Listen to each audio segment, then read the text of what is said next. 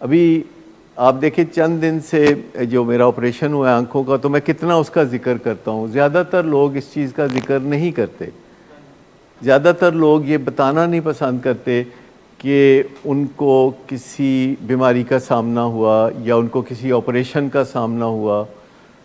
لیکن میں زیادہ تر اس کا ذکر کرتا ہوں کیونکہ میں زیادہ تر جاننے کی کوشش کر رہا ہوں کہ یہ جو کیٹریکٹ ہوتا ہے اور پھر اس کا آپریشن ہوتا ہے، اور آج کل اتنی سائنس نے ترقی کی ہے کہ بالکل قدرتی لینز جیسے لینز آنکھوں میں ڈال دیے جاتے ہیں ایک اعلیٰ ٹیکنیک سے، اور کوئی چیڑ پھاڑ بھی نہیں کی جاتی. اور اگر آپ یوٹیوب پہ جا کے اس آپریشن کو دیکھیں کہ یہ کیسے ہوتا ہے تو آپ حیران ہو جائیں کہ کس طرح بغیر کوئی بلیڈ استعمال کیے یا بغیر کوئی کٹ دیے، بغیر کوئی خون بہائے بغیر ہی وہ آنکھ کے اندر سے لینز کیسے نکال لیتے ہیں اور دوسرا لینز کیسے ڈال دیتے ہیں. لیزر سے تو دوسرے آپریشن ہوتے ہیں. یہ فیکو ایملسیفیکیشن ایک طریقہ ہوتا ہے جس میں آنکھ کے اندر جو قدرتی لینز ہوتا ہے اس کو پگھلا کے باہر نکال لیا جاتا ہے اور اس کی جگہ ایک فولڈ کیا ہوا لینز اندر بھیجتے ہیں جو جا کے پھیل جاتا ہے اور اپنے پلیس پہ چلا جاتا ہے. اور اتنے کوئی 40 دن ہو گئے اس بات کو، جس میں سے 10 دن آپریشن سے پہلے میں گن رہا ہوں اور 30 دن بعد کے گن رہا ہوں. ان 40 دنوں میں آنکھوں کے اس معاملے کے اوپر میں نے اتنا کچھ پڑھا ہے کہ جس سے بے پناہ فائدہ ہوتا ہے، کیونکہ آپ کے پاس گوگل ہے، آپ کے پاس یوٹیوب ہے، اور ایک دفعہ آپ کچھ تلاش کرنا شروع ہوں تو ان کے سافٹ ویئر ایسے ہیں کہ وہ آپ کو روزانہ نئے سے نئے ٹپس اور نئی سے نئی باتیں اس چیز کے بارے میں خود ہی بھیجنا شروع ہو جاتے ہیں. تو میں نے 40 دن میں اتنا کچھ پڑھا ہے.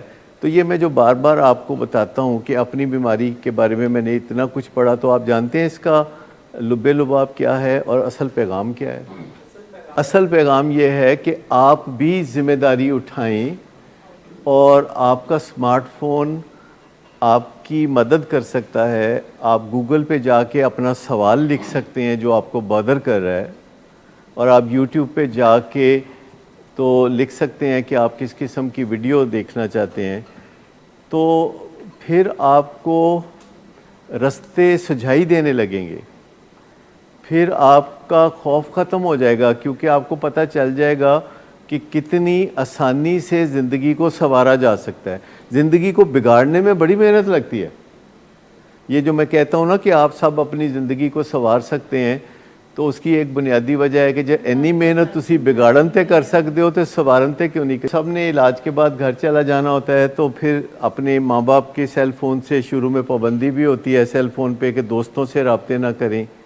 لیکن میں صرف یہ اتنی بات یاد دلانا چاہتا ہوں کہ کتنی محنت سے زندگی کو بگاڑا. آپ میں سے کوئی بتا سکتا ہے کہ کتنی محنت سے زندگی کو بگاڑا؟ اس سے آدھی محنت کر لیں تو زندگی سنور جائے گی. اور دنیا میں ہر اچھا کام کم محنت مانگتا ہے، کم لیبر مانگتا ہے، لیکن جتنے دنیا کے برے کام ہیں وہ بہت زیادہ محنت مانگتے ہیں اور پھر دھڑکا لگا رہتا ہے سزا کا. سارے دنیا کے معاشروں میں سکھایا جاتا ہے کہ آپ نے کسی بہت ہی اونچے درخت کی اونچی سی شاخ پہ الٹا لٹکنا ہے، جا کے آپ نے ممتاز ہونا ہے. اور ایک چیز ہے جو ہمارے اندر بھی بہت لہریں لے رہی ہوتی ہے، جس کو ہم ٹرمینل یونیکنس کہتے ہیں، کہ ہمارے اندر کوئی علیحدہ ہی بات ہے. یعنی ہم دوسرے لوگوں کی طرح اپنے آپ کو محسوس نہیں کرنا چاہتے، ہم دوسروں سے ہٹ کے کوئی محسوس کرنا چاہتے ہیں. اور جو ہی ہم دوسرے لوگوں سے ہٹ کے اپنے بارے میں کچھ محسوس کرنا چاہتے ہیں تو آپ سمجھیں کہ ہیومن ریس سے آپ باہر ہو گئے.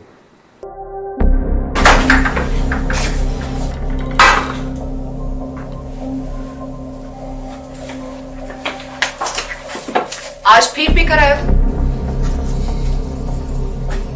نہیں تو ان بچوں کا ہی خیال کر لو. بند کرو تم اپنی بکواس. لیکن تم اپنی گھٹیا کو تو سے باز مت آنا.